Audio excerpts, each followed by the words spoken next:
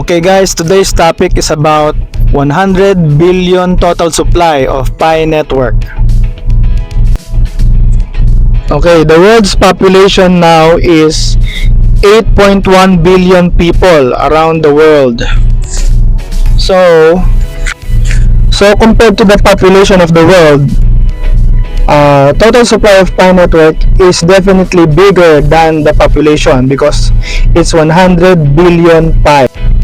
The reason why was made 100 billion coins in supply is it is designed to support a large global ecosystem, enabling scalability and sustainability for everyday transactions, and decentralized apps. The supply is carefully distributed across different categories, including mining rewards, ecosystem development, and community incentives, ensuring long-term utility and participation. So here's a diagram or an image I generated from AI. See, there are many stores, digital, local stores, and other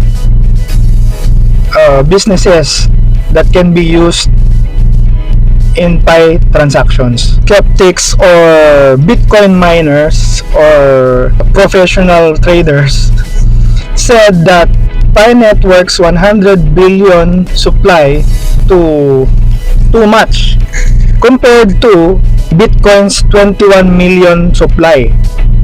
See? But going back to this photo, if a lot of people would want to use Pi as payment around the world, it can have a higher value because of its use cases. If you can use it in everyday transactions, Pi can